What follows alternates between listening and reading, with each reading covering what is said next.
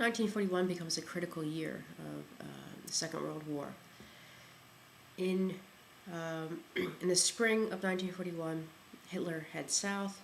He attacks Yugoslavia and takes over this region. He has control over Italy through Mussolini. He has pacts with countries such as Hungary, enlarged Hungary.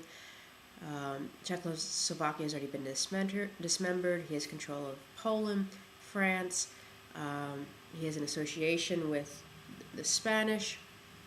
Like I said, all of continental Europe is virtually taken over. He turns his sights, however, towards the Soviet Union, and June of 1941 attacks the Soviet Union in Operation Barbarossa, one of the largest military attacks in world history.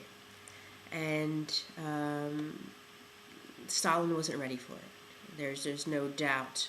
Some people say, oh well, there was a discussion of whether he thought in the long run this might happen, and that's probably true, but he wasn't ready for it happening so quickly. Really, there's no aggression made by the Soviets during the time of their pact. In the early months of the war, Russia bleeds humans. I don't know how to explain it. Millions of men and women and children will die in the Soviet Union in the first few months of the war. And again, these numbers are so astronomical that we can't conceive of what that means. And Hitler continues his pursuit to kill all Jews of Europe, and some of the most horrific single events and pogroms of the war happen, especially in the East. As farther he goes east, remember, the more he can cover what is happening. And so, for example, the massacre of Babi Yar, which happened in the Soviet Ukraine, over 30,000 people were shot in one day and buried in a mass grave. There's going to be horrific scenes in Vilnius, the capital of Lithuania.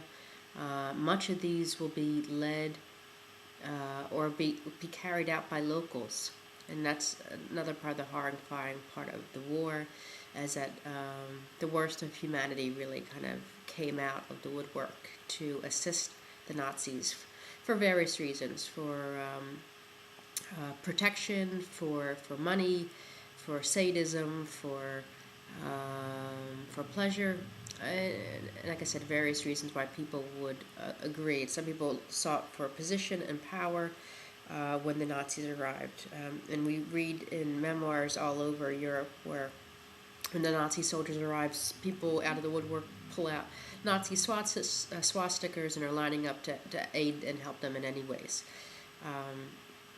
One book I read by Gerda Weissman Klein, a very famous Holocaust memoirist, talks about her neighbors who were Jewish were trying to, in the early months of the war in Poland, were making swastika flags, thinking that this might be a way to protect themselves, that they could put that out on their window. So a lot of horrific scenes happen. But as I said, millions will die in Russia or in the Soviet Union in the first few months of the war alone. At the end of the war, the total death from the Soviet Union is going to be 30 million people. 30 million. Again, we can't conceive of these numbers in the U.S. Under 200,000 men, which is, of course, a terrible, terrible number, will die in the U.S., or will die in World War II from the U.S., but many of those deaths are not in Europe. They were deaths in the Pacific. We lost most of our men in the Pacific arena. We can't even conceive of 30 million deaths. And the war between the Soviets and the Nazis will determine the outcome of the war. And it is the Soviet Union that defeats Nazi Germany. And although D-Day was an amazing landing, and the bravery of those men, we definitely can commend. But if we look at how the war really is won, it happens in the East. and these great battles that happen in the East. And the war does not end quickly for the Nazis. He thought, like Napoleon thought 100 years prior, that this would be a war that would end through blitzkrieg very quickly, that Moscow would fall. There is, for example, Hitler had marble that was being transferred in the early stages of the war that would be placed in Moscow to create a monument to himself of his that he was going to stand upon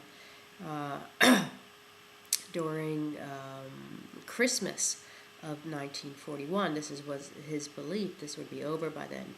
That's not the case. What the Soviets were good at was moving east as the Germans moved towards them. So Stalin removed vast numbers of the population, vast numbers of equipment and of military equipment. He just moved it east. I mean, Russia or the Soviet Union is this huge nation, 1/6 of the world's landmass. So he had room, and what a lot of nations didn't have.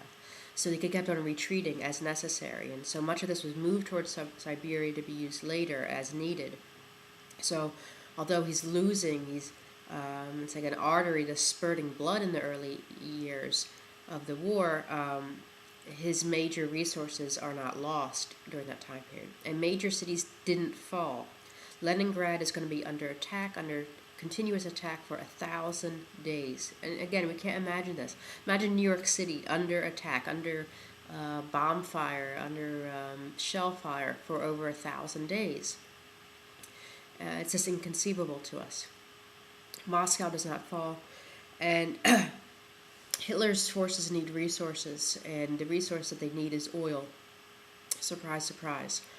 And the oil fields are in the area of Azerbaijan, the Baku, the capital of Azerbaijan, which was controlled by the Soviets at the time. And to do that, he needs to go through or go around the city of Stalingrad, as the city that was named after Stalin. And the Battle of Stalingrad is the major turning point of the war. And it's fought tooth and nail to keep this city in the hands of the Soviets. And the Battle of Stalingrad is, again, it's a type of warfare that we don't understand in the U.S. because, specific orders for Stalin, for example, of his own men is for those who try to retreat will be shot immediately. And this would happen in Stalingrad all the time. Soldiers would have to move to the front, against attacking Nazis, and if they turned and tried to run, their own generals, their own leaders would shoot them. And again, we can't imagine this, that this would be accepted in the U.S., that you would have your staff sergeant shooting your private who's turning around in the face of battle. We don't. This is against the value system, or at least the current value system in the U.S., where human rights are above all things. But as I said earlier, as the war progressed, human rights are completely diminished in Eastern Europe to the point of being non-existent for those who are in warfare and those who are on the ground. And there was no right to life during World War II, especially in Eastern Europe. And in the next section, I'll talk a little bit more about the Battle of Stalingrad and how the war turns from that point on.